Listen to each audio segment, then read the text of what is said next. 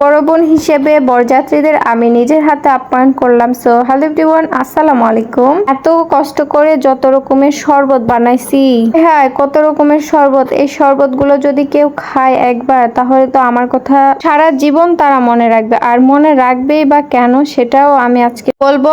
এর মধ্যেই কিন্তু বরযাত্রী অলমোস্ট চলে এসেছে। মধ্যে আমি যা যা করার সবকিছু করলাম। আমি একাই করিনি, আমার সাথে আরো ইচ্ছি পিচ্ছি যা যা ছিল সবাই ছিল। তো এখানে গুঁড়া মরিচের একটা শরবত বানাবো, একটা হলুদের শরবত বানাবো, আর একটা লবণের শরবত বানাবো। তার সাথে একটা দিব ট্যাংয়ের শরবত। যাক, আমাদের জামাই আসলে কি কিছু চিনতে পারে কি পারে না, তারা বুঝতে পারে কি পারে না। এখানে কিন্তু আমি মিষ্টি কিংবা অন্য কোনো কিছুই নিয়ম পালন করিনি, কারণ আমি বড় হিসেবে এটা একদমই মানা যায় না। কিন্তু ওই যে সবকিছুই আমি করেছি, তার সাথে আমার ফুফাতো বোন ছিল, সেও কিন্তু একটা শালি, তো তার হাত দিয়ে কিন্তু আমি সবকিছু করে নিছি। আর এইদিকে বরকে মিষ্টি খাওয়াতে লেগে বর তো পুরো কনফিউশন, সে তো খাইতেই চাচ্ছে না।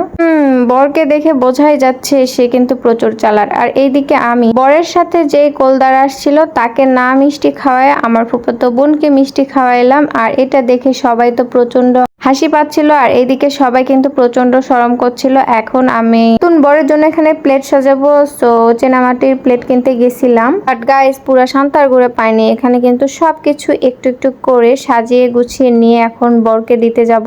আর আমি কিন্তু বরযাত্রী সবাই আসার আগে কিন্তু রেডি হয়েছিলাম। তো তাদের অপেক্ষায় ছিলাম তারা কখন আসবে। দেন বরেদের এবং তাদের ফ্যামিলির সবাইকে অনেক সুন্দরভাবে আপ্যায়ন করলাম। আর তার সাথে তাদেরকে খাবার দাবার দিয়ে পাশে দাঁড়িয়ে আছি বর কখন হাত ধুবে। আর হাত ধোয়ার সময় তো খেলা হবে গাইস। আচ্ছা, অনেকেই ভাবতেছেন যে আপু আপনি এসব করতেছেন কেন, এসব করে কি লাভ? এসব করে কোনো লাভ নাই। আসলেই তো এসব করে তো কোনোই লাভ নাই। আমি কি কারণে করতেছি বলেন তো? আমার সাথে যে ইচ্ছি পিচ্ছিরা ছিল না, সেই ইচ্ছি পিচ্ছিদের জন্যই আমি এসব করছিলাম। সো তাদের উদ্দেশ্যে এবং তাদেরকে খুশি রাখার জন্য এত এত আয়োজন। দেন এখানে কিন্তু আমি হাত অলমোস্ট ধোয়া করে দিছি। আর তাদের আবদার আমাকে নিজে হাতে তাদেরকে হাত ধোয়াইতে হবে, তো আমি এটাও মেনে নিলাম, সমস্যা নাই।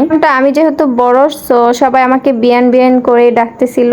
সো তারা হচ্ছে হাত ধুয়ে নিবে, মুছে নিবে, সবকিছুই আমার হাতে নিবে। তো সবকিছু আনন্দ মজা করার শেষ করে আমি কিন্তু এখন খাবার খেতে বসে পড়লাম। তো দেখা যাক আজকে আমি খাবার খেতে পারি কি পারি না। এত এত খাবারের এসব গন্ধ সঙ্গে আমার তো আর খেতেই মন চাচ্ছে না। তার মধ্যে আমার পুরো ফ্যামিলির সবাই আমরা একসঙ্গে কিন্তু বসেছিলাম খাবার খেতে। ফুবু থেকে শুরু করে সবাই আমরা একসঙ্গে বসলাম। আর বসার পর এখন মাংস দিচ্ছি, একটু একটু করে চিকেন রোস্ট করছিল, সো সেগুলো দিচ্ছিল, আমি একটু একটু করে ভিডিও ক্লিপ করছিলাম। সো সবকিছু সবাইকে দেওয়া শেষ করে এখানে কিন্তু আমি অলরেডি সবকিছু খাওয়া একদম কমপ্লিট করেছি। গাইস, হঠাৎ করে আমার আলু ঘাটি না, এটা বোটের ঘাটি আমাকে বেশি দিয়েছে, কিন্তু আমি তো ঘাটি খেতে পছন্দ করি না। সবার খাওয়া দাওয়া শেষ, তারপর আমার তো খাওয়া দাওয়া শেষ হচ্ছে না। দেন দই মিষ্টি সবকিছু দিয়ে দিল। আর বরেরা কিন্তু মাইক্রো নিয়ে আসছিল, অনেক সুন্দরভাবে ডেকোরেশন করা ছিল। আমি একটু ভিডিও ক্লিপ করে নিলাম। আল্লাহ হাফেজ সবাইকে। আমার বোনের জন্য সবাই দোয়া করবেন। ভিডিওটা ভালো লাগলে অবশ্যই লাইক কমেন্ট শেয়ার করে যাবেন।